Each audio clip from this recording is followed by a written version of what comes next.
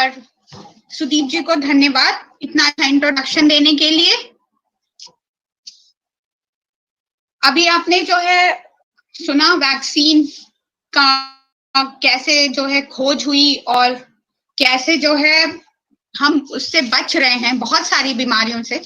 आज की डेट में हमारे पास जो है बच्चों में कम से कम 11 टीके हैं और जो 11 जानलेवा बीमारियों से बचा रहे हैं, जो भारत सरकार मुफ्त में उपलब्ध करा रही है सबको और सभी बच्चों को। और ये जो है एक बहुत बड़ी उपलब्धि है हमारी सरकार की, और पीछे जितने लोगों ने मेहनत की है, बहुत सारे साइंटिस्ट हैं। सबसे ज्यादा जो है अभी एडवर्ड जेनर थे जिन्होंने स्मॉल पॉक्स की वैक्सीन ढूंढी और स्मॉल पॉक्स जैसी बीमारी को इस दुनिया से हटा दिया।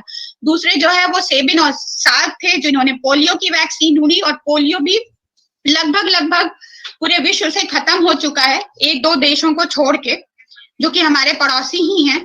पर हम अभी बात करेंगे सिर्फ कोविड के बारे में, क्योंकि बाकी की अभी बहुत बन चुकी है। तो सबसे ज्यादा जरूरी है, अभी जब मैं सुन रही थी डॉक्टर प्रवीण को, तो कुछ सवाल चैट बॉक्स में आए थे जिनको अभी मैं बताऊंगी आपको। और सबसे ज्यादा जरूरी यह है कि आप अपने आप को बचाइए, और उसका एक ही तरीका है। अगर आप ये सोच रहे हैं कि वैक्सीन आ गई है, वैक्सीन लग जाएगी तो हम सेफ हो जाएंगे, तो ऐसा नहीं है। आप वैक्सीन से तभी सेफ होंगे जब हिंदुस्तान की 80% जो पॉपुलेशन है वो वैक्सीनेट हो जाए। और 80% पॉपुलेशन इतने बड़े जनसंख्या वाले देश में वैक्सीनेट करना अपने आप में एक बहुत ही बड़ा कार्य है, जो बहुत इतनी जल्दी नहीं हो सकता है। इसलिए आपने वैक्सीन लगवा ली, ये आपने बहुत अच्छा कार्य किया। क्योंकि अगर आपको इन्फेक्शन होता भी है तो जैसे कि मैं आपको बताऊं, हर वैक्सीन जो अभी हमारे पास है वो जो है आपको सिर्फ कॉम्प्लिकेशन से बचाने के लिए ही है। बीसीजी का टीका आप ले लीजिए, बच्चों को पैदा होते ही लगता है पहले ही दिन, लेकिन बीसीजी ऐसा नहीं है कि वो टीबी से बचा लेगा बच्चों को, पर जो टीबी के कॉम्प्लिकेशंस हैं उससे बचाता है। और बाकी आप और वैक्सीन देखिए, डिप्थीरिया के भी बहुत बार डिप्थीरिया होता है लेकिन आपको पता ही नहीं चलता है, बच्चे को वो ऐसे ही निकल जाता है। निमोनिया का भी यही है, निमोनिया क्या, खांसी सर्दी जुकाम बच्चों को होगा, पर वो कभी ऐसा नहीं होगा कि बच्चे की जान चली जाए। इसलिए सारे टीके जो है वो कॉम्प्लिकेशंस को बचाने के लिए बनाए गए हैं, इसलिए नहीं बनाए गए कि आप इन्फेक्शन से ही बच जाएंगे। तो आपको कोविड का टीका भी उनसे कोई अलग नहीं है, और कोविड वैक्सीन भी आपको इसीलिए लगानी है कि जो कॉम्प्लिकेशंस लोगों में हो रहे हैं, लोग वेंटिलेटर तक जा रहे हैं, वो बचे। तो सबसे ज्यादा जरूरी यही है कि आप अपने आप को वायरस ही बचा लें। The prevention is better than cure, जो हम बोलते हैं। तो आपको वायरस से कैसे बचना है इसके बारे में मैं बहुत ज्यादा नहीं बताऊंगी, क्योंकि आप सबको पता है कि वायरस से कैसे बचना है। आप सब जानते हैं कि ये जो वायरस है वो कैसे फैलता है, ये फैलता है हवा में। आप कोई भी जो संक्रमित व्यक्ति है जिसको कोरोना का इन्फेक्शन है, वो हवा में जो है, जो खांसता है या छींकता है, तो वायरस हर तरह के उसकी छींक में या खांसी में बहुत सारे कण बाहर आते हैं, या बोलते समय भी बहुत सारे जो है वो थूक के कण बाहर आते हैं। इसमें से कुछ होते हैं जो बहुत बड़े होते हैं, कुछ एकदम छोटे होते हैं, और कुछ मध्यम साइज के होते हैं, मीडियम। तो उसमें क्या है कि जो बड़े वाले हैं वो तो थोड़ी दूर जाके, जैसे बड़ी बड़ी धूल की कण होती है वो नीचे जो है सेटल हो जाती है, तो वो जमीन पे जाके सेटल हो जाते हैं। जो मीडियम साइज वाले हैं वो जो है भी थोड़ी और आगे जाके सेटल हो जाते हैं, लेकिन जो छोटे कण हैं वो बहुत दूर तक जाते हैं। अब तो ये स्टडीज बोल रही है कि 10 मीटर तक जाते हैं। तो आपको और दूरी बना के रखनी है अगर आपको बचना है, और नहीं मास्क पहनिए। अगर मास्क पहने हैं आप तो आप जरूर जो है बच जाएंगे। तो इसलिए फिजिकल डिस्टेंसिंग, सोशल डिस्टेंसिंग और मास्क, ये बहुत ही ज्यादा जरूरी है। और फिजिकल डिस्टेंसिंग और सोशल डिस्टेंसिंग ये तो आप जानते हैं, आपको बहुत ज्यादा गैदरिंग में नहीं जानी है, शादियां नहीं अटेंड करनी है, और आपको जो है बहुत भीड़ भाड़ वाली जगह पे अभी नहीं जाना है। कोशिश करना है कि ज्यादातर घर में रहिए। और आप जो है, और घर में भी अगर आपके पास बहुत सारे लोग हैं तो आपका घर के जितने खिड़की दरवाजे हैं आप मोस्ट ऑफ द टाइम जो है खोल के जो है उनको रखिए, ताकि एयर जो है वो बदलती रहे, हवा बदलती रहे, इसका सर्कुलेशन होता रहे। और खाना खाते समय या अगर आप बाहर जा रहे हैं रेस्टोरेंट में खाने, अभी जो है लॉकडाउन जो है वो खुल जाएगा धीरे धीरे करके, जैसे पिछली साल हुआ था, क्योंकि अब कोविड के केसेस कम होने लगे हैं। तो जैसे जैसे लॉकडाउन खुलेगा आपको, आप बाहर जाएंगे होटल्स में, रेस्टोरेंट्स में, पार्क्स में या चौपाटी पे, तो वहां पे भी कृपया करके आप सब जो है दूरियों का पालन करें। ये चीज जो है आपको मैं बार बार इसलिए बोल रहे हैं, या हम कई बार बोल रहे हैं, या सब बोल रहे हैं, क्योंकि यही है जो बचाव का कारण है। बाकी जो है दूसरा वो आपका मास्क, मास्क तो आपको पहनना ही है। अगर आप घर के बाहर, दरवाजे के बाहर कदम रखते हैं तो मास्क जरूर पहनिए।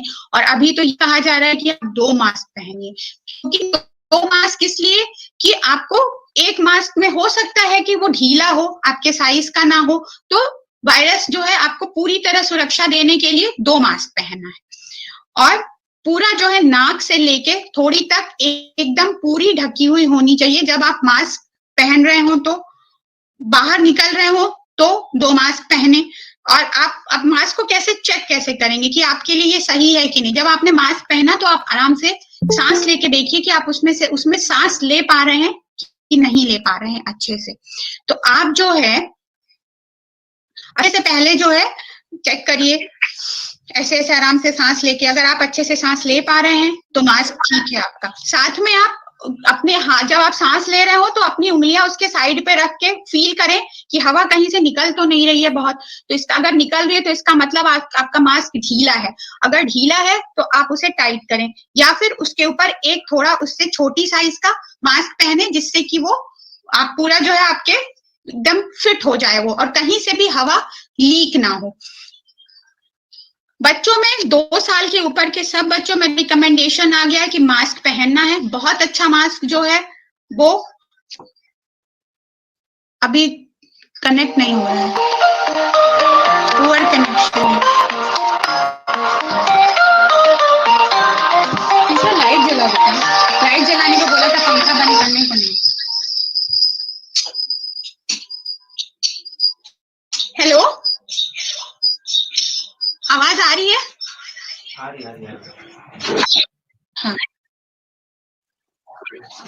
तो आपको मैं भी यही बता रही थी कि जो मास्क है वो 2 साल से ऊपर के सारे बच्चों के लिए रिकमेंडेड हो गया है।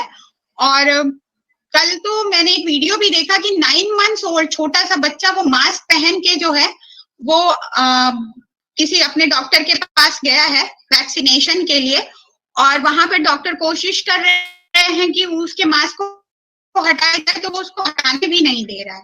तो मतलब अगर एक छोटा सा बच्चा मास्क पहन सकता है 9 महीने का, तो हम सब पहन सकते हैं।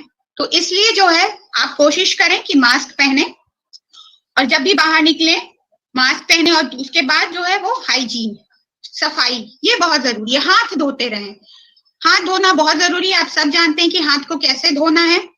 अच्छे से पूरा रगड़ रगड़ के हाथ को आगे पीछे सब जगह आपको, उंगलियों के बीच में, जो उंगलियों के जो आपके टिप्स हैं वो सब आपको अच्छे से धोना है। फिर कलाई को भी। और कोशिश करें कि जितने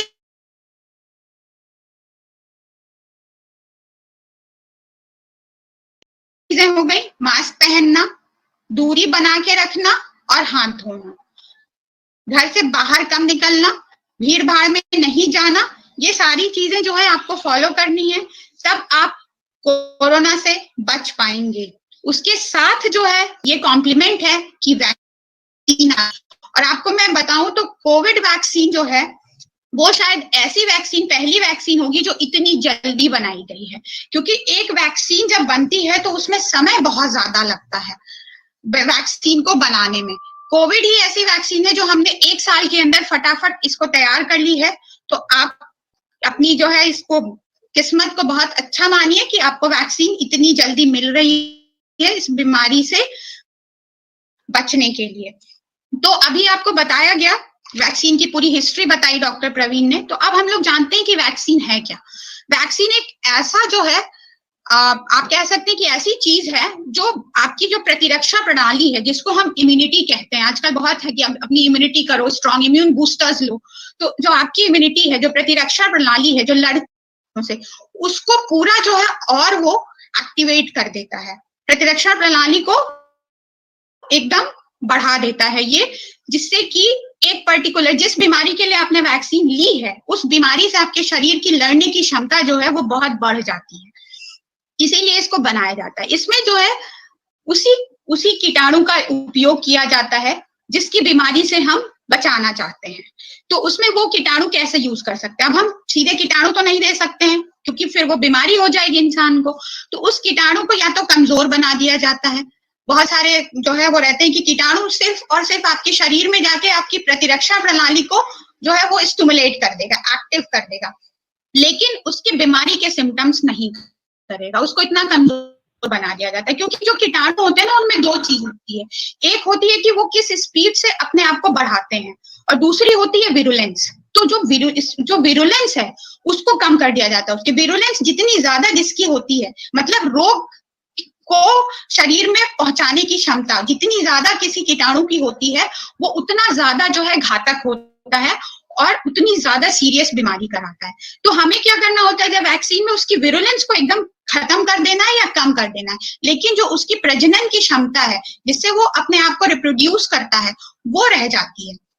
तो उसको बरकरार रखते हुए विरुलेंस को हम उसके खत्म कर देते हैं। तो इस तरह से जो वैक्सीन बनती है उसको हम बोलते हैं लाइव एटेन्युएटेड वैक्सीन। उसमें कीटाणु तो आपने जिंदा दिया अंदर, वो जाके पूरा जो है अपनी शरीर में बढ़े, कोशिका में जाके बढ़ेगा, उससे लड़ने के लिए एक्टिव हो जाएगा। तो शरीर जब लड़ने के लिए एक्टिव होता है तो दो तरह की चीज बनाता है, एक एंटीबॉडीज होती हैं और एक टी सेल इम्यूनिटी होती है। तो एंटीबॉडी बहुत ज्यादा बनेगी, जितनी ज्यादा बनेगी उतना शरीर उससे लड़ेगा और उसको जो है वो मार देगा। लेकिन अपने शरीर की जो प्रतिरक्षा प्रणाली है, उसकी एक बहुत अच्छी बात यह है कि वो एक बार जो एंटीबॉडी शरीर में बन गई, वो हमेशा रहती है, फिर वो शरीर उसको याद कर लेता है कि ये था। जैसे हमें चीजें याद रहती है जो हमारे दिमाग के किसी कोने में जाके पड़ी रहती हैं, और फिर जब हमें कभी स्टिमुलस मिलता है उसका, तो हमें याद आ जाता है। तो कुछ दोस्त ने याद दिलाया कि तुम्हें वो याद है क्या, तो हमें तुरंत याद आ जाता है कि अरे हाँ, ये तो हुआ था। लेकिन उसी तरीके से शरीर की जो प्रतिरक्षा प्रणाली है, वो किसी भी कीटाणु या बैक्टीरिया या वायरस या फंगस किसी से एक्सपोज होता है तो उसको याद कर लेता है। फिर जैसे ही दोबारा उससे एक्सपोजर हुआ, तुरंत एक्टिव हो जाएगा, एंटीबॉडीज बनाना शुरू कर देगा उससे लड़ने के लिए। तो यही वैक्सीन करता है। एक बार शरीर में गया, प्रतिरक्षा प्रणाली एक्टिव हो गई, अब उसके अंदर जो मेमोरी सेल्स हैं, जो याद वाले सेल्स हैं, वो रह जाएंगे। फिर आपको जब इन्फेक्शन होगा तो वो याद वाले सेल्स बहुत सारे एंटीबॉडीज बनाएंगे, फिर से प्रतिरक्षा प्रणाली को जो है एक्टिवेट करके, और फिर आपकी बॉडी उससे लड़ेगी और इन्फेक्शन को खत्म कर देगी, या उसकी सीरियसनेस है उसको बिल्कुल कम कर देगी। या फिर हम मरा हुआ उस वायरस या बैक्टीरिया को मार दें, मार के कीटाणुओं को अंदर बॉडी में इंजेक्ट कर दें, ये वैक्सीन है। या फिर हम उसका कोई हिस्सा ले लें, ऐसा हिस्सा जो उसको जाके, जैसे उसकी जो, जैसे वायरस और बैक्टीरिया का जो रहता है, उसके कोई भी हिस्सा लेके बॉडी में इंजेक्ट कर दो, और फिर जो है वो आपके जो है आपके शरीर में जाके वो वही कार्य करता है जो मैंने अभी आपको बताया, प्रतिरक्षा प्रणाली को एक्टिवेट करने का। तो ये वैक्सीन है। अब वैक्सीन में क्या क्या चीजें होती हैं, जो मैंने बताया कि वैक्सीन में कीटाणु का एक हिस्सा होगा, या पूरा जो है लाइव एटेन्युएटेड कीटाणु ही हो, कि कमजोर कीटाणु, या फिर पूरा जो है उसको किल्ड वैक्सीन, जिसमें कि मरा हुआ हमने इंजेक्ट किया। तो ये तो जरूरी है, ये तो सबसे इंपॉर्टेंट और मेन पार्ट है वैक्सीन का, होगा, इसी से जो है वैक्सीन है। उसके बाद उसके बहुत सारे इंग्रेडिएंट्स होते हैं। एक कीटाणु को मार के रख के स्टोर करके जो है वो हम उसको भेज नहीं सकते हैं कि बॉडी के अंदर चला जाए, या स्टोर नहीं कर सकते हैं। तो उसके लिए हम बहुत सारी चीजों का और उपयोग करते हैं, जैसे कि प्रिजर्वेटिव्स। प्रिजर्वेटिव्स किस लिए होते हैं कि उनमें कंटामिनेशन ना हो वैक्सीन में। जैसे हमने वैक्सीन बनाई, उसको स्टोर कर लिया, प्रिजर्वेटिव ऐड कर दिया। जैसे हम घर में हम लोग के अचार बनता है तो हम उसमें बहुत सारा नमक ऐड करते हैं, नमक जो है वो प्रिजर्वेटिव होता है, क्योंकि वो उसको सड़ने से बचाता है। तो इसलिए ऐसे वैक्सीन में भी कंटामिनेशन ना हो, वो खराब ना हो, तो हम प्रिजर्वेटिव्स ऐड कर देते हैं। बहुत सारे प्रिजर्वेटिव्स होते हैं जिसमें जो है इथेनॉल और फिनॉल, इस तरह की प्रिजर्वेटिव्स उसमें ऐड की जाती हैं। फिर दूसरा जो है वो है स्टेबलाइजर्स।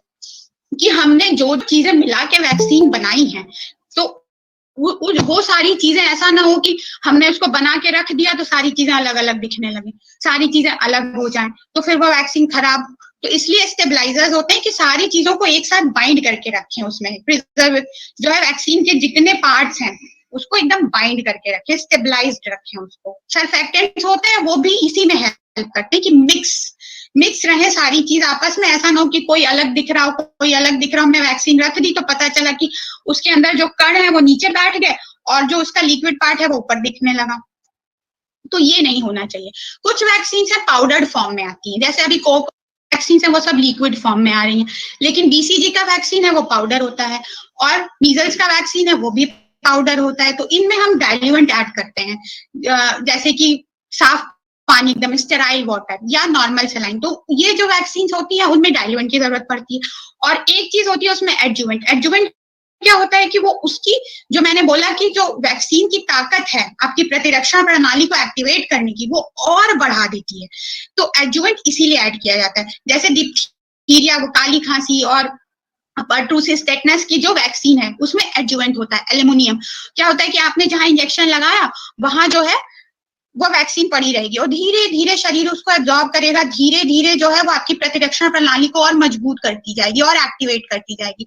तो एडजुवेंट्स का ये काम होता है। तो एक वैक्सीन में एंटीजन होता है, एंटीजन वो होता है वही कीटाणु, या तो उसको कमजोर करके या उसको किल करके, या फिर उसको उसका एक पार्ट लेके एंटीजन हो गया, या फिर उसमें और प्रिजर्वेटिव्स ऐड होते हैं, स्टेबलाइजर्स, सरफेक्टेंट्स और एडजुवेंट्स, इतने तो होते ही हैं एक वैक्सीन को जो बनती है। हम जो देखते हैं बॉटल में उसमें ये सारी चीजें होती हैं, जिसमें सबसे जरूरी क्या है, एंटीजन। एंटीजन के बिना वैक्सीन नहीं हो सकता। तो एंटीजन क्या है, वो ही कीटाणु जो मैंने आपको अभी बताया और बाकी इंग्रेडिएंट्स उसमें ऐड होते हैं।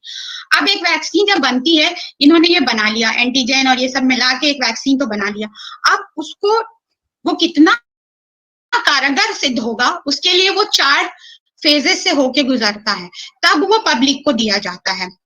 तो फेज 1 जो है, फेज 1, 2, 3, 4, फेज 1 में ये लोग क्या करते हैं कि इसमें जो है वैक्सीन को लेते हैं और कुछ बहुत स्वस्थ लोग अपने आप वॉलंटियर करते हैं, 50-100 लोग, उनके ऊपर ये टेस्ट करते हैं। तो फेज 1 में उस वैक्सीन की सेफ्टी पे ज्यादा ध्यान दिया जाता है कि वो वैक्सीन जब लगाई जाएगी किसी को तो वो सेफ होगी कि नहीं। सबसे ज्यादा ध्यान फेज 1 में सेफ्टी ऑफ द वैक्सीन पे ही रखा जाता है कि कितनी सेफ है वो वैक्सीन, तो इतने साइड इफेक्ट्स तो नहीं हो रहे हैं उसको लगाने के। तो फर्स्ट फेज में वैक्सीन की सेफ्टी सबसे ज्यादा इंपॉर्टेंट मानी जाती है, उसी पे काम किया जाता है। 50-100 लोगों को इकट्ठा किया जाता है, उनमें वैक्सीन इंजेक्ट की जाती है, उनमें देखा जाता है कि उनमें साइड इफेक्ट तो नहीं हुए, और हुए तो इफेक्ट हुए, इन साइड इफेक्ट जानलेवा तो नहीं, इस तरीके से। फेज 2 जो होता है वो वैक्सीन की एफिकेसी देखने के लिए कि ये हम जिस बीमारी से लड़ने के लिए इसको बना रहे हैं वो उतना उससे लड़ पा रही है कि नहीं, उसको रोक पाएगी कि नहीं।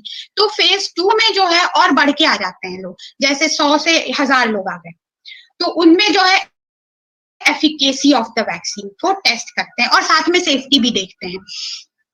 फेज 3 जो होता है उसमें एफिकेसी पे सबसे ज्यादा ध्यान एफिकेसी पे दिया जाता है, और उसमें बहुत सारे लोगों को इन्वॉल्व करते हैं, बहुत सारे लोगों को, उसमें मतलब कई हजार लोग इन्वॉल्व होते हैं फेज 3 ट्रायल में। तो उसमें जो है कई हजार लाख लोग तक इन्वॉल्व होते हैं, और इसमें क्या 2 ग्रुप्स में लोगों को बांटा जाता है, एक को वैक्सीन दिया जाता है, दूसरे को नहीं दिया जाता है, दूसरे ग्रुप को, और फिर उनको कंपेयर किया जाता है कि जिनको वैक्सीन दिया उनको जो है इस वैक्सीन से क्या फायदा हुआ। ये फेज 3 ट्रायल में बीमार लोगों को, एक ग्रुप जो होता है वो बीमार लोगों का ग्रुप, इसमें ज्यादा जो बीमार लोग हैं उनको ही इन्वॉल्व किया जाता है, और एक ग्रुप में वैक्सीन दे दी दूसरे में नहीं दी, तो दूसरे वाले ग्रुप जिसमें नहीं दी है उसमें बीमारी कैसी उसकी सीरियसनेस बढ़ी, जिसको दी है उसमें सीरियस कितने लोग हुए या नहीं हुए, या जिनकी बीमारी शुरू जो है वो उनको देके फिर कंपेयर करते हैं। इसमें एफिकेसी पे इसमें और ध्यान देते हैं कि कितनी एफिकेशियस है। फिर साइड इफेक्ट्स जिस ग्रुप को दिया है उसमें क्या क्या अलग और साइड इफेक्ट हुए, जिसको नहीं दिया उससे, तो इस तरीके से इसको कंपेयर करते हैं। तो फेज 3 ट्रायल के बाद जब पूरा पक्का पुख्ता कर लेते हैं कि नहीं ये वैक्सीन सुरक्षित है, साइड इफेक्ट्स इसके नहीं है, जानलेवा नहीं है, ये साथ में ये काफी कारगर है बीमारी से लड़ने में और बीमारी की सीवियरिटी को कम करने में, तब जाके ये वैक्सीन पब्लिक में आती है, जिसको हम फेज 4 कहते हैं। और फेज 4 ट्रायल्स के भी उसमें के बाद भी स्टडीज चलती रहती हैं, जो कई सालों तक चलती हैं। तब जाके हम एक वैक्सीन को पुख्ता कर पाते हैं, फिर बच्चों में लाते हैं। ये सारा पहले अडल्ट्स में होता है, फिर अडल्ट्स में कई सालों की स्टडी होती है कि ये रहा और इससे ये चीजें, एक एक छोटी चीज को स्टडी करते हैं, फिर उसको बच्चों में ट्रायल करते हैं। तो इस तरीके से ये सारे ट्रायल्स होते हैं, क्लिनिकल ट्रायल्स। तो आप ये ना सोचें कि जो वैक्सीन इतनी, जो आप सोचें कि इतने सारे ट्रायल्स और उसके बाद जब वैक्सीन पास होके आ रही है तो वो कितनी सुरक्षित है। तो अभी हम लोग को जब शुरुआत में नई ये वैक्सीन आई थी, सबको हेल्थ केयर प्रोफेशनल्स पे पहले ट्राई किया गया, बहुत सारे हेल्थ केयर प्रोफेशनल्स ने भी लगाने से मना कर दिया। उन्हें लगा सब गिनी पिग हैं, उनके पर एक्सपेरिमेंट हो रहा है, लेकिन ऐसा नहीं था। जब वैक्सीन आई तो फेज 3 ट्रायल पार करके आई थी, और अगर फेज 3 ट्रायल क्रॉस करके कोई वैक्सीन आ रही है, मतलब वो सेफ है, एफिकेशियस है, तभी आपको दी जा रही है। तो अभी आपको जो है इस वैक्सीन, सारी जो वैक्सीन आई हैं सब फेज 3 ट्रायल क्रॉस करके आई हैं। कुछ तो फेज 4 ट्रायल भी क्रॉस कर लिया है फर्स्ट स्टेप, अब वो उनके ऊपर और स्टडीज चल रही है। तो आप ये मान के चलिए कि सारी वैक्सीन बहुत ही ज्यादा सेफ हैं, इनको लगाने से कोई नुकसान नहीं है, बल्कि फायदा ही फायदा है। जब शुरुआत हुई कोविड वैक्सीन बनने की, तो 4 कैटेगरी की वैक्सीन जो है कंपनीज ने लॉन्च की बना के, जिसमें एक तो होल वायरस, जो मैं आपको बता रही थी कि पूरा वायरस जो है उन्होंने जो है मार्किल्ड वायरस को यूज किया as a vaccine, as a ingredient, antigen उस वैक्सीन में। तो वो जो वैक्सीन है वो कोवैक्सीन है, जो भारत ने बनाई, भारत बायोटेक कंपनी ने इंडिया में बनी कोवैक्सीन। होल वायरस, पूरा वायरस ये यूज कर रहे हैं, कोरोना वायरस। दूसरा जो आया प्रोटीन सब यूनिट वाला एक आया, जॉनसन एंड जॉनसन जो है वो इसका यूज कर रही है। फिर वायरल वेक्टर वैक्सीन, स्पुतनिक में भी प्रोटीन सब यूनिट का ही यूज हो रहा है ज्यादा। फिर वायरल वेक्टर जो है, ये जो है कोविशील्ड वैक्सीन जो हम लोग यूज कर रहे हैं, वो वायरल वेक्टर पे। इसमें क्या है कि इन्होंने देखा कि जो कोरोना वायरस है उसका जो उसकी जो मेन जो है, उसका जो कंपोनेंट है, वैसा ही कंपोनेंट बिल्कुल सेम टू सेम है, काफी मैचिंग, वो चिंपैंजी के वायरस में मिला। चिंपैंजी में एक वायरस था एडिनो वायरस, जो चिंपैंजी में बीमारी करता है, लेकिन ह्यूमंस में नहीं करता, आदमियों में नहीं करता है, वो चिंपैंजी का वायरस है। उसमें देखा कि बिल्कुल मैच कर रहा है, तो उसको लेके उन्होंने वैक्सीन बना दी। वही चीज लेके उन्होंने हमारी बॉडी में इंजेक्ट करी, तो हमारी बॉडी की प्रतिरक्षा प्रणाली ने उसको कोविड वायरस की तरह जो है उसको पहचाना, और उसके अगेंस्ट उन्होंने अपने को मजबूत किया उससे लड़ने के लिए। तो ये वायरल वेक्टर है, कोविशील्ड में यूज हुआ है जो चिंपैंजी वायरस होता है, एडिनो वायरस, उसको जो है उन्होंने यूज किया है। फिर एक ये mRNA और न्यूक्लिक एसिड, इसमें क्या होता है कि जो हमारी बॉडी में जैसे डीएनए होता है, जो हमारा पूरा जेनेटिक, जो हम बोलते हैं कि जेनेटिक है, डीएनए जो है सबका अलग अलग होता है, तो वैसे ही वायरसेस में जो है डीएनए, कुछ वायरसेस में डीएनए होता है और कुछ में डीएनए जैसा ही आरएनए होता है। तो जो कोरोना वायरस है वो आरएनए वायरस है। तो उसमें उसका जो है, जैसे हमारा क्या होता है कि डीएनए, जब माता पिता से हमको अपने डीएनए ही मिलता है, जो पूरी हमारी जो है लुक्स और सब कुछ, जो हमारा बिहेवियर, नेचर सब डिसाइड करता है, वैसे ही वायरस का भी मेन जो रेप्लिकेशन है, वो जो मेन उसका जो प्रजनन है वो इसी से होता है। आगे जो एक वायरस से बहुत सारे वायरस बनते हैं, वो इसी के इफेक्ट में। तो इन्होंने लिया कि सीधे वायरस का आरएनए लिया और उसको हमारी बॉडी में इंजेक्ट किया। तो वो सिर्फ आरएनए क्या है कि हमारी बॉडी में जब जाता है तो वो हमारे आरएनए से, हमारी बॉडी में क्या होता है कि डीएनए जो है वो आरएनए बनाता रहता है। बहुत सारी जो हमारी सारी क्रियाएं होती हैं वो यही है, जो लोग बायोलॉजी, फिजिक्स, बायोलॉजी के स्टूडेंट्स होंगे उनको ये सब चीजें पता होंगी। तो वो जो है उसमें उन्होंने हमारे आरएनए के साथ मिल गया वो आरएनए, और उसके बाद उसने वायरस की प्रोटीन बनाना शुरू करी। जो वायरस की प्रोटीन तो थी, लेकिन पूरा वायरस नहीं था। वायरस का सिर्फ कवरिंग प्रोटीन बनाया, जिसमें हम देखते हैं ना कि पहली स्लाइड में आपको दिखाया कि वो ऐसे स्पाइक्स निकले हैं, वही वाले प्रोटीन उसने हमारी बॉडी में भी बनाना शुरू कर दिया। और जैसे ही हमारी बॉडी में बहुत सारे प्रोटीन उसने बना लिए, वो खुद तो खत्म हो गया, लेकिन प्रोटीन्स बना दिए। अब हमारी बॉडी ने उसको देखा कि हमारी बॉडी की प्रतिरक्षा प्रणाली को लगा कि ये तो कोरोना वायरस आ गया है, और हमारी बॉडी ने उससे लड़ने के लिए एंटीबॉडीज बनाना शुरू कर दी। तो ये एक तरीका था। इसी तरीके से डीएनए का भी है कि ये आरएनए जो कोरोना वायरस का है उसको वो पहले जो है लेबोरेटरी में डीएनए में कन्वर्ट करते हैं और फिर बॉडी में इंजेक्ट करते हैं, फिर वो हमारी बॉडी के डीएनए के साथ मिलके सेम ऐसे ही काम करता है।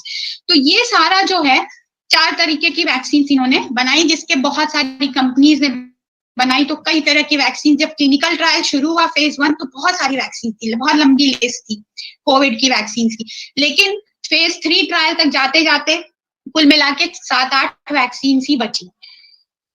और उस जो है आप उस जो है उसमें जो है आपकी लिस्ट जो है उसमें कुछ ही जो है बची हुई है खाली, ये सब हम लोग डिस्कस कर चुके हैं। तो जो है उसमें ये फाइजर की है जो जिसने फेज 3 ट्रायल क्रॉस कर ली, एक मॉडर्ना है, एक स्पुतनिक है, एक कोविशील्ड, एस्ट्राजेनेका और ऑक्सफोर्ड कंपनी के साथ मिलकर भारत के सीरम इंस्टीट्यूट में इसको और प्रोड्यूस किया गया। बनाया तो एस्ट्राजेनेका और ऑक्सफोर्ड यूनिवर्सिटी ने था कोविशील्ड को, और कोवैक्सीन जो भारत ने बनाया आईसीएमआर के साथ मिलकर भारत बायोटेक ने और national institute of virology Pune के साथ। तो ये सारी ही जो है अभी फेज 3 ट्रायल क्रॉस करके, एक जॉनसन एंड जॉनसन की भी पर वो इतनी काम बहुत वो फेमस नहीं है, वो भी mRNA बेस्ड और प्रोटीन है, सब यूनिट प्रोटीन वैक्सीन थी। तो ये जो है ये सारे जो है जो सबसे ज्यादा all over the world used vaccine हैं, Pfizer, Moderna, Sputnik, Covishield, Covaxin. जो हमारी कंट्री में सिर्फ 2 आई हैं, कोविशील्ड और कोवैक्सीन, और अब स्पुतनिक भी आ रही है, स्पुतनिक भी बनना शुरू होगी यहाँ। तो ये सारे जो है इनके अपने अपने फायदे और सबके नुकसान हैं, लेकिन सारी बहुत ही अच्छी और कारगर वैक्सीन हैं। जो भी मिल रही है आपको वो आपको लेनी चाहिए। इन सारी वैक्सीन जो आई हैं इनके सबके कॉमन साइड इफेक्ट्स हैं, बहुत ही ज्यादा माइल्ड। और आप सोच सकते हैं कि ये सारे साइड इफेक्ट्स बच्चों को होते हैं जब उन्हें कोई भी वैक्सीन लगती है, पर वो बहादुरी के साथ सारे वैक्सीन लेते हैं या हम उन्हें दिलवाते हैं, तो हमको भी लेनी चाहिए। तो ये जो है जैसे हल्का फुल्का सिर दर्द हो सकता है, जहां पे इंजेक्शन लगा है वहां पे दर्द होता है, डेफिनेटली होता है, 1-2 दिन में चला जाता है। हल्का फुल्का बुखार, चिड़चिड़ापन, बहुत ज्यादा प्यास लगना, थोड़ी किसी को कमजोरी भी लग सकती है, लेकिन ये सारे साइड इफेक्ट्स 1-2 दिन में चले जाते हैं, मैक्सिमम 3 दिन में। तो आपको इन सब साइड इफेक्ट से बिल्कुल नहीं डरना है, ये होंगे ही। अगर आपको लगता है कि आपको ज्यादा हो रहा है तो अपने डॉक्टर से बात करिए। और जो भी साइड इफेक्ट जिसको भी ज्यादा होता है वो शुरुआत के 30 मिनट में ही होता है, जो जिसको बोलते हैं कि लाइफ थ्रेटनिंग इवेंट है, जानलेवा हो सकती है, वो शुरुआत के वैक्सीन लगाने के 30 मिनट के अंदर ही होगा, जिसके लिए आपको 30 मिनट तक वहां बिठा के रखा जाता है। और जहां वैक्सीन लगाने जाते हैं उस सेंटर पे एक डॉक्टर जो वेल स्किल्ड होता है इस चीज को मैनेज करने के लिए, वो वहां पे रहते हैं हमेशा। तो अगर इसीलिए आपको 30 मिनट वहां बैठना चाहिए, क्योंकि मैं ये भी देख रही हूँ आजकल बहुत सारे लोग आते हैं, इंजेक्शन लगाया, हाँ क्यों बैठे, नहीं बैठना है, हम जा रहे हैं हमारे पास। नहीं, ऐसा नहीं करना है। आपको अगर आपको ये बताया गया है कि आपको 30 मिनट तक ऑब्जर्वेशन में रहना है तो आप प्लीज बैठिए, वहां रहिए, क्योंकि अगर कुछ भी होगा तो उसी समय वहां पे संभालने के लिए पूरी टीम रहती है इस चीज के लिए। और अगर हम अलग अलग वैक्सीन के साइड इफेक्ट्स देखें जो हम यूज कर रहे हैं अपनी कंट्री में, तो कोविशील्ड जो सबसे ज्यादा यूज हो रही है, पेन, इंजेक्शन साइट पे पेन, लालिमा आ सकती है। बहुत लोगों ने मुझे फोटो खींच के भेजे अपने की जहां पे इंजेक्शन लगा है वहां पे इतना बड़ा सा वो बन गया है एक। तो हमने उनको बोला कोई चिंता की बात नहीं है, 1-2 दिन में चला जाएगा, और 1-2 दिन में चला गया। थोड़ा हल्का फुल्का बुखार आ सकता है, आपको बहुत ज्यादा थकान महसूस हो सकती है, आपकी जो है वो हाथ जिसमें इंजेक्शन लगा आपको लगेगा कि उठ ही नहीं रहा है, और शरीर में दर्द जिसको हम आइल्जिया बोलते हैं वो रहता है। कोवैक्सीन के साथ भी यही सारी कुछ चीजें रहती हैं। कभी कभी किसी को उल्टी भी हो जा रही है या उबकाई सी लगती रहती है, ठंड लगती है। तो ये सारे साइड में लगभग एक जैसे ही हैं। हेडेक, बहुत सारे लोग हेडेक भी बताते हैं, तो यही सब सारी है बहुत छोटी, बहुत ही माइल्ड साइड इफेक्ट्स हैं ये। तो इन साइड इफेक्ट्स के लिए आपको क्या, अगर बहुत आपको लगता है कि नहीं आपको बहुत परेशान करी है, आपसे बर्दाश्त नहीं हो रही है, तो आप पैरासीटामोल ले सकते हैं। एक जो है पैरासीटामोल 650 mg की गोली अगर आप एडल्ट हैं तो ले लें, और बच्चा है तो उसको 15 मिलीग्राम पर केजी बॉडी वेट से दे दे। 10 किलो का बच्चा है तो 150 mg जाएगी। तो सिरप आता है 120 mg का, तो 7.5 ml के लगभग दे देंगे तो हो जाएगा। तो ये सारा जो है आपके ये एक गोली जो है वो आप ले सकते हैं। अगर आप बर्दाश्त कर सकते हैं तो प्लीज करिए इसको, क्योंकि ये 2-3 दिन में अपने आप ठीक हो जाना है। कुछ लोग पहले हमारे पास शुरुआत में जब कोविशील्ड आया तो बहुत सारे लोगों ने ये मुझे पूछा, मेरे मरीज जो आते हैं ओपीडी में, वो भी बहुत सारे लोगों के फोन भी आए कि कोविड, ये जो कोविशील्ड वैक्सीन है या ये जो वैक्सीन है, इससे जो है फीमेल फर्टिलिटी पे इफेक्ट पड़ रहा है। तो ऐसा कुछ नहीं है। कोई भी वैक्सीन किसी भी उस पे जो है ह्यूमंस की फर्टिलिटी पे या कोई भी वैक्सीन जो है फर्टिलिटी पे इफेक्ट नहीं करती है। तो ये एकदम मतलब निराधार बात है। इसके लिए आपको बिल्कुल सोचना ही नहीं है इसके बारे में कि ऐसा कुछ होगा। कुछ फीमेल्स जो बहुत सारे बच्चों की मदर्स हैं मेरे पास आई, उन्होंने ये पूछा कि वैक्सीन तो हम लोग ले लेंगे, पर क्या हम अपनी जो है फैमिली को एक्सटेंड कर सकते हैं, क्या अपना परिवार बढ़ा सकते हैं, क्या प्रेगनेंसी प्लान कर सकते हैं? हाँ, बिल्कुल कर सकते हैं। जब पोलियो वैक्सीन भी नई आई थी तो बहुत लोगों ने उसको लेने से मना कर दिया। फिर गवर्नमेंट ऑफ इंडिया को इतने साल लग गए पोलियो एरेडिकेट करने में, क्योंकि उनको फिर घर घर जाके ये दवाई देनी पड़ी। तो कोरोना के लिए मैं आप लोगों से हाथ जोड़ के निवेदन करूंगी कि ऐसा आप लोग ना करें। कोरोना वैक्सीन जो है वो आप लोग लें। ऐसा ना हो कि सरकार को घर घर लोगों को भेज के और जबरदस्ती टीका लगवाना पड़े। तो ऐसा कुछ नहीं, आप प्रेगनेंसी आराम से प्लान कर सकते हैं, क्योंकि जो भी वैक्सीन हमारे पास है वो तो किल्ड वैक्सीन है या वो सब यूनिट वैक्सीन है, तो उससे आपको प्रेगनेंसी पे कोई असर नहीं होगा या आपके बच्चे पे जो है कोई असर नहीं होगा। कुछ लोगों ने, बहुत सारे लोगों की ये क्वेरी थी कि अगर फीमेल हैं और पीरियड्स चल रहे हैं तो लगवा सकते हैं। बिल्कुल लगवा सकते हैं। कोई भी इस वैक्सीन के लिए कोरोना के कोई भी ऐसा कंडीशन नहीं है कि आप नहीं लगवा सकते हैं। हमेशा लगवाना है। और कौन सा बेहतर है? Covishield, Covaxin, Sputnik, Pfizer, Moderna, कौन सा बेहतर है? तो सब एक जैसे हैं। कोई बहुत अच्छा नहीं है और कोई एकदम खराब नहीं है। दोनों जो है समान रूप से, मैंने आपको बताया कि वैक्सीन की 2 चीजें होती हैं, सेफ्टी और एफिकेसी। तो दोनों चीजें, जब भी कोई वैक्सीन लगवाता है तो 2 चीजें हम लोग देखते हैं। एक होती है सेफ्टी ऑफ द वैक्सीन, तो सारी वैक्सीन बिल्कुल सेफ है, एकदम सुरक्षित। और एफिकेसी मतलब सब की सब बहुत अच्छा आपको रिजल्ट दे रही हैं। पहले ये था कि सब शुरुआत जब नए आई थी वैक्सीन, तो ये था कि कोई 90% देगी, कोई 70% देगी। तो आज की डेट में जैसे जैसे रिसर्च हो रहा है और आगे भी होता रहेगा, तो हमें ये अभी जो जितने रिसर्च हो चुके हैं उससे यही पता चला है कि सब की सब बहुत ज्यादा आपकी प्रतिरक्षा प्रणाली को एकदम एक्टिवेट कर रही है। 90% तक सब की जो एफिकेसी है, और 90% एफिकेसी मतलब बहुत अच्छा। आप सोचिए कि जो बीसीजी वैक्सीन है जो हम थ्रू आउट बच्चों को देते हैं, हर बच्चे को, वो जो है उसकी एफिकेसी सिर्फ 55 से 60% है, लेकिन हम उसको दे रहे हैं। क्यों दे रहे हैं? क्योंकि वो बीसीजी के जो टीबी के कॉम्प्लिकेशन है, दिमागी टीबी, उससे बचाता है। तो आप उसके आगे तो कोरोना वैक्सीन की जो एफिकेसी है वो 90% है। तो उसको लेने में तो बहुत अच्छी बात है, आप बिल्कुल लीजिए इसको। फिर आता है कि कोई कह रहा है कि अरे मेरी इम्यूनिटी तो बहुत स्ट्रांग है, हम तो कभी बीमार ही नहीं पड़ते हैं, तो हमें वैक्सीन लेने की क्या जरूरत है? तो ऐसा नहीं है। बहुत जो है, अगर आपको ऐसा लगता है कि आप बीमार नहीं होते हैं और आपकी इम्यूनिटी या प्रतिरक्षा प्रणाली बहुत अच्छी है, तो ऐसा कोरोना के साथ नहीं है। किसी भी जो बीमारियां हैं जिनके लिए टीका बनाया गया है वो ऐसा नहीं है उनके। आप सिर्फ अभी कोरोना की बात करें तो आपकी प्रतिरक्षा प्रणाली कितनी भी स्ट्रांग हो, जितनी ज्यादा स्ट्रांग होगी उतना खतरा है। तो आप जो है इसलिए इसको अपनी वैक्सीन को लीजिए, क्योंकि ये आपको इस बीमारी की जो सीरियसनेस है उससे जरूर बचाएगी। तो हर एक प्रतिरक्षा प्रणाली तभी काम करती है जब वो पहले से, जैसे हमें चीजें तभी याद आती हैं या हम सामने की चीजों को तभी समझते हैं जब हमारी जो है दिमाग में वो पहले से हो, हमने कभी उन्हें किताब में पढ़ा हो या हमने कभी अपने जीवन में उसको अनुभव किया हो या हमने कभी आगे देखा हो, तभी हमें वो चीजें याद आती हैं। लेकिन अगर आपकी उसी तरह प्रतिरक्षा प्रणाली भी है, अगर प्रतिरक्षा प्रणाली ने पहले उस वायरस या बैक्टीरिया से उसका एनकाउंटर नहीं हुआ आपके शरीर का, तो वो उस रोग से नहीं लड़ पाएगा अगर आपको बीमारी होगी तब। तो इसलिए आप उसको पहले से उसको उस चीज के लिए अपनी प्रतिरक्षा प्रणाली को अनुभव कराइए। जो आप अनुभव कैसे करा सकते हैं? वैक्सीन से। अगर वो पहले से ही उस कीटाणु को जानता रहेगा, आपका इम्यून सिस्टम उससे एक्सपोज हुआ रहेगा, तभी उससे लड़ पाएगा। जब आप बीमार होंगे सच में तब।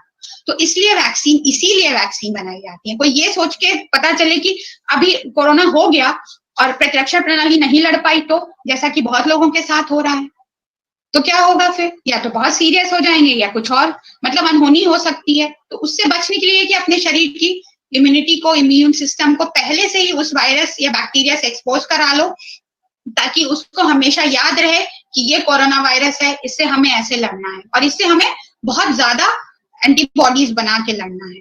तो इसलिए आपको वैक्सीन इसीलिए लेनी है, ये सोच के नहीं कि हमारी इम्यूनिटी बहुत स्ट्रांग है, ये सोच के कि हमको अपनी इम्यून सिस्टम या प्रतिरक्षा प्रणाली को अनुभव कराना है पहले से ही। कुछ लोगों का ये है कि टीके की खुराक लेने के बाद, अभी एक क्वेश्चन आया था कि अगर वैक्सीन है तो इतने लोग क्यों पॉजिटिव हो जा रहे हैं, फिर भी कोविड पॉजिटिव क्यों है? तो इंडिया में तो उसका जो है बहुत सारा रीजन है। इतनी बड़ी पॉपुलेशन है, 70% से ज्यादा लोग अभी भी मास्क नहीं लगा रहे हैं, 2 वेव झेलने के बाद भी। इतना कुछ जो है, इतना ह्यू एंड क्राई के बाद भी नहीं लगा रहे हैं। तो अगर आप प्रिवेंशन नहीं करेंगे तो फिर तो होगा ही, पॉजिटिविटी रेट बढ़ेगी ही। अच्छा, अब जैसा ये है कि वैक्सीन लेने के बाद भी कोविड पॉजिटिव क्यों हो जा रहे हैं, तो मैंने आपको अभी जब से अपना प्रेजेंटेशन शुरू किया है तब से लेके अभी तक यही बता रही हूँ कि वैक्सीन का मतलब ये नहीं होता है कि आप जो है वो पॉजिटिव नहीं होंगे, या बीमारी जो है कीटाणु आपके ऊपर हमला नहीं करेगा या हमला करते ही मर जाएगा। वो हमला करेगा तो प्रतिरक्षा प्रणाली जो है अपनी गति से उससे लड़ने की कोशिश करेगी। तो कीटाणु जो है, हो सकता है कि आपको कुछ सिम्टम्स आ जाए उसके, लेकिन जो सीवियर सिम्टम है, लंग इन्वॉल्वमेंट, जिसमें आप लोग वेंटिलेटर पे जा रहे हैं, वो चीज नहीं होगी। तो उसको बताना है। और साथ में बहुत सारे लोगों में संक्रमण नहीं भी हुआ है, तो वो डिपेंड करता है कि आपकी बॉडी की प्रतिरक्षा प्रणाली उसको कैसे रिस्पॉन्ड करती है ना। बहुत सारे लोग, अभी आप अपने उसमें ही देखिए कि बहुत सारे लोग जो है, किसी भी आपके जीवन में कोई ऐसी परिस्थिति आती है, बहुत दुखद परिस्थिति हो, एक के बाद एक आपके ऊपर मुसीबतें आती हैं, तो बहुत सारे लोग उनसे लड़के बाहर आ जाते हैं और बहुत सारे लोग डिप्रेशन में चले जाते हैं। तो वो तो डिपेंड करता है कि आप चीजों को कैसे देखते हैं। वैसे ही प्रतिरक्षा प्रणाली भी बिल्कुल वैसे ही है आपके शरीर की, कि वो उस बीमारी से लड़ने की पूरी कोशिश करे। डिपेंड करता है कि वो कितना लड़ सकती है। तो अगर आपने वैक्सीन ली है तो और कारगर तरीके से लड़ेगी, और अगर आपने नहीं ली है तो वो अपने हिसाब से लड़ेगी। और अगर आपने वैक्सीन ली भी है तो किसी में जो है ऐसा होगा कि लड़के शुरुआत में ही खत्म कर दिया तो कोई सिम्टम ही नहीं आया, तो पॉजिटिव ही नहीं हुए। किसी में हुआ कि चलो ठीक है, बहुत अच्छे से नहीं लड़ पाए, कुछ वायरस रह गए तो पॉजिटिव दिखाने लगा, लेकिन सीरियस नहीं हुआ। तो इस चीज के लिए आपको वैक्सीन लेना है। ये नहीं सोचना है कि अरे लगाने के बाद हो रहा है, अरे ठीक है लगाने के बाद पॉजिटिव तो हो रहा है, पर ये तो देखिए कि जान तो बच रही है। तो फिर ये है कि अभी ये गवर्नमेंट ऑफ इंडिया की भी, और जैसे जैसे रिसर्च हो रहा है उसके बाद गाइडलाइंस बहुत चेंज हो रही हैं कि कब वैक्सीन लेना है। तो लोग पूछते हैं अक्सर ही, रोज अभी तो यही चल रहा है कि जब से ये रजिस्ट्रेशन खुला है कि 18 साल से लेके आगे सबको लग सकता है, तो सब लोग यही पूछते हैं कि अभी जो है पॉजिटिव हो गए थे तो अब कितने दिन बाद वैक्सीन लें, अभी ले लें क्या? तो अब जो नई गाइडलाइंस आई हैं वो यही कह रही हैं कि आपको 3 महीने बाद लें। जिस दिन आप रिकवर हुए, आपके सिम्टम्स खत्म हो गए कोविड वाले, फीवर आना आपको बंद हो गया, आप बिल्कुल ठीक महसूस करने लगे, उसके 3 महीने बाद आपको वैक्सीन लगवानी है। 3 महीने तक आप उस इन्फेक्शन की वजह से आपके शरीर की प्रतिरक्षा प्रणाली एक्टिव हो गई है, तो आप सुरक्षित हैं, पर उसके बाद जाके आपको वैक्सीन ले लेनी है। और कुछ लोगों का सवाल ये होता है कि पहली डोज लगवा ली थी, फिर उसके कुछ दिन बाद कोविड पॉजिटिव हो गए, तो अब क्या करें? तो वही चीज आपको वही करना है कि जिस दिन आप ठीक हो गए, आपके सारे जो संक्रमण के लक्षण थे वो खत्म हो गए, उसके 3 महीने बाद आपको जाके वैक्सीन लगवा लेनी है। तो चाहे आप कोविड पॉजिटिव फर्स्ट डोज लगवाने के बाद हुए हो या कोई डोज नहीं लगवाया हो, तो आपको 3 महीने बाद जाके लगवानी ही है वैक्सीन। और अभी एक और है कि बहुत सारे स्ट्रेन हो गए। अभी एक नया जो है, अभी ये स्ट्रेन जो है इसका नाम इंडियन स्ट्रेन रखा गया। चाइनीज स्ट्रेन तो था ही, सिंगापुर स्ट्रेन भी आया जिसके लिए बहुत ज्यादा हंगामा भी हुआ, जो कि है नहीं दैट ऑल। लेकिन जो स्ट्रेन्स हैं, हाँ बहुत सारे स्ट्रेन्स सर्कुलेशन में है कोरोना वायरस की, क्योंकि ऐसे वायरसेस की ये प्रॉपर्टी होती है कि वो अपने आप को बदलते हैं। जितनी तेजी से वो बढ़ेंगे, जितनी तेजी से आपकी शरीर की कोशिकाओं में बहुत सारे वायरस एक साथ बनते हैं, तो जितनी आप जैसे हम लोग करते हैं ना, जितनी तेजी से काम करते हैं गलतियां उतनी ज्यादा होती हैं। वैसे ही वायरस का भी है, वो जितनी तेजी से बढ़ेगा आपके शरीर में उतनी ज्यादा उसमें म्यूटेशंस होंगे, उतने ज्यादा जो है उसमें म्यूटेशंस होंगे, क्योंकि हर चीज जुड़ने बनने उसमें गलतियां हो ही जाती हैं। तो उतने बहुत म्यूटेशंस होंगे और आगे भी होते रहेंगे। तो अगर आप ये पूछेंगे मुझसे कि ये सारी वैक्सीन उन म्यूटेंट स्ट्रेन्स को प्रोटेक्ट करेंगी, तो बिल्कुल करेंगी, क्योंकि सारी वैक्सीन जो भी वायरस म्यूटेट भी हो रहा है तो उसके अंदर जो एक टुकड़ा है, मैंने कहा ना कि एक भी वायरस का हिस्सा काफी है आपके शरीर में एंटीजन की तरह काम करने के लिए और आपकी प्रतिरक्षा प्रणाली को एक्टिव करने के लिए। तो जब आपके शरीर में वायरस का एक बड़ा हिस्सा डाला जा रहा है या पूरा पूरा वायरस ही किल करके डाल दिया जा रहा है, तो आप सोचिए कि वो कितना भी म्यूटेट करेगा, उसके अगेंस्ट में आप कोई भी वैक्सीन ले लें, कोवैक्सीन या कोविशील्ड, दोनों ही काफी इफेक्टिव है। कोविशील्ड का तो अब जो है स्टडीज भी आ गई हैं इस पे, बहुत सारे मैंने पढ़े अभी कि ये जितने म्यूटेंट स्ट्रेन अभी सर्कुलेशन में है उनके अगेंस्ट इफेक्टिव है। कोवैक्सीन की अभी रिसर्च चल रही है, पर चूंकि कोवैक्सीन में पूरा पूरा वायरस डला हुआ है तो ये उम्मीद की जाती है कि वो भी सारे आपको म्यूटेंट स्ट्रेन से प्रोटेक्ट करेगा, सबसे बचाएगा। तो आप ये जो आपके दिमाग में क्वेश्चंस हैं कि नहीं ये नहीं बचाएगा, तो ऐसा नहीं है, बिल्कुल निराधार है। ये वैक्सीन बहुत अच्छी है, सब सारे म्यूटेट अभी और जितने भी म्यूटेशन आगे होंगे भी उनसे भी बचाएगा।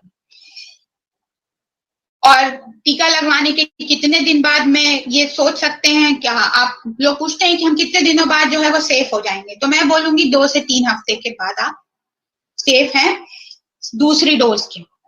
अभी मैंने कल ही एक स्टडी पढ़ी कि कोविशील्ड जो है उसका फर्स्ट डोज लेने के बाद ही लोगों में एंटीबॉडी बहुत बनी, तो वो काफी इफेक्टिव था फर्स्ट डोज के बाद ही। और फर्स्ट डोज के बाद अभी 60% 70% लोगों में एंटीबॉडीज के हाई लेवल बन गए थे और सेकेंड डोज के बाद तो 90%। तो और कोवैक्सीन का है कि सेकेंड डोज के बाद बहुत अच्छा इफेक्ट है उसका।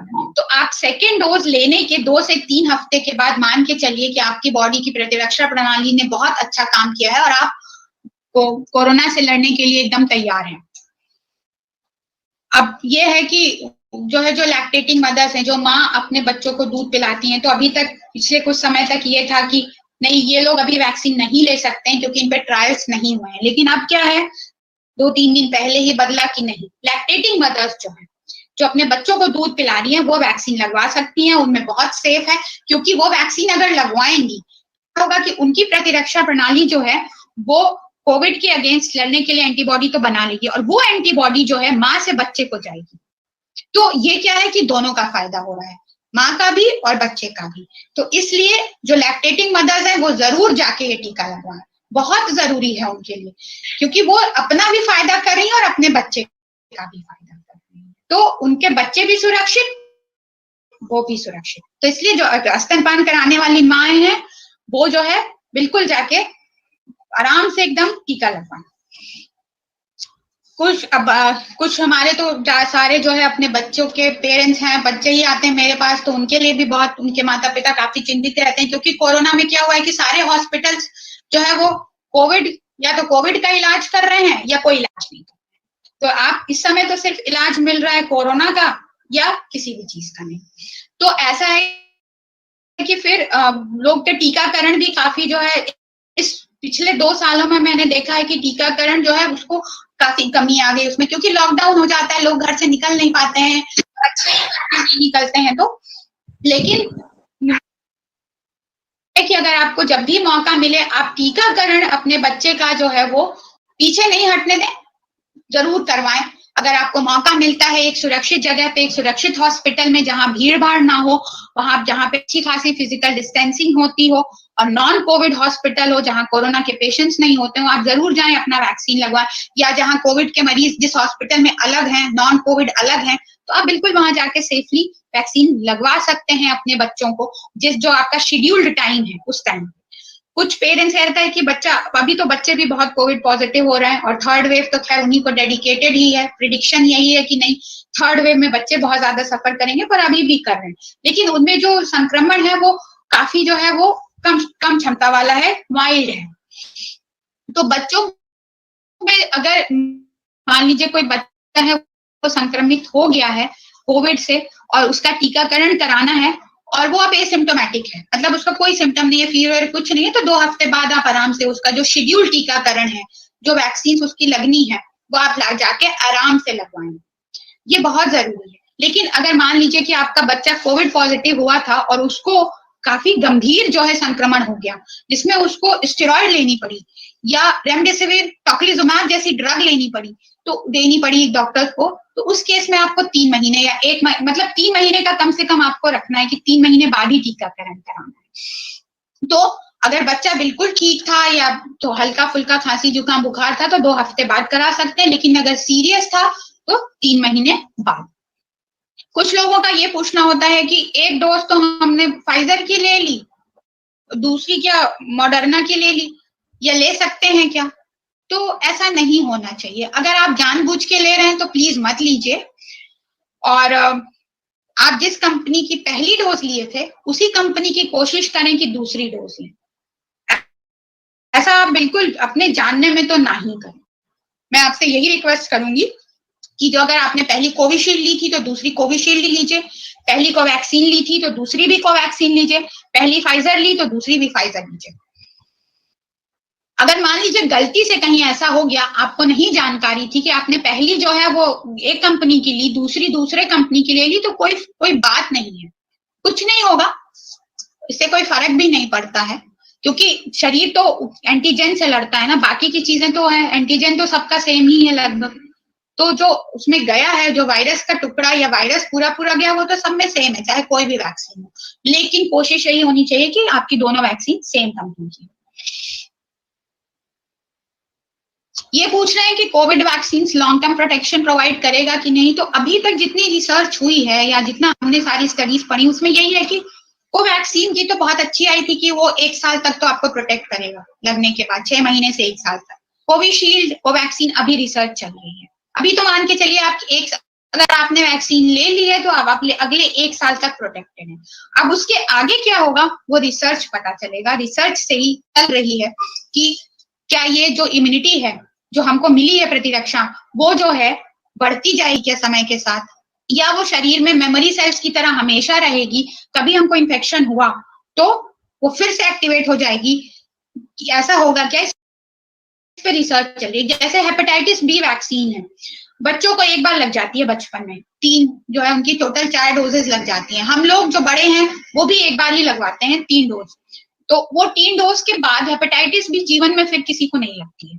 तो वो क्या होता है कि कभी भी अगर आपको हेपेटाइटिस बी इन्फेक्शन कभी गलती से हुआ तो वही जो प्रतिरक्षा प्रणाली जो है वो उसमें चली जाती है सुप्त अवस्था में, तो वो फिर से एक्टिव हो जाएगी। इसी तरह बाकी वैक्सीन है, पोलियो है, मीजल्स है, खसरा है, काली खांसी, सबके टीकाकरण बचपन में होता है, लेकिन वो जीवन भर आपको उस बीमारी से बचाती है। क्यों? क्योंकि हमारी प्रतिरक्षा प्रणाली को उसका एक बार अनुभव हो चुका है। अब वो उसको भले वो जैसे हमारे रहता है ना कि सबकॉन्शियस माइंड में कोई चीज चली गई है, हम भूल चुके हैं उसके बारे में, लेकिन एक ट्रिगर आता है कभी तो हमको सारी चीजें याद आ जाती हैं। वैसे ही वैक्सीन का भी एक बार बॉडी में गई, बॉडी को स्टिमुलेट किया उसने इम्यून सिस्टम को, और फिर जो है फिर से वो चली गई, सो गया इम्यून सिस्टम उसको एक्टिवेट होने के बाद, फिर से अगर कोई वो बीमारी को एक्सपोज नहीं हो रहा है तो, लेकिन वो कहीं ना कहीं दबा हुआ पड़ा है, जिस दिन एक्सपोज होंगे उस दिन फिर से एक्टिव हो जाएगा। तो इसीलिए इसके बारे में अभी चूंकि नई वैक्सीन है, अभी बहुत जल्दी बन के आई है, तो ये सारी चीजें अभी हम लोग को पता नहीं है, लेकिन इतना तो पता है कि अगले 1 साल तक आप सुरक्षित है इसको लगाने के। अभी एक प्रश्न आया हमारे पास जब मैं शुरुआत में ही कि लोग जो है मर क्यों रहे हैं, लोग क्यों पॉजिटिव हो रहे हैं, तो उसका जवाब एक ये भी है, हर्ड इम्यूनिटी। अमेरिका में मैंने जो है हाल ही में यूएस ने डिक्लेयर किया कि 70% पॉपुलेशन जो यूएस की है, अमेरिका की, वो उनको वो वैक्सीनेट कर चुके हैं, 70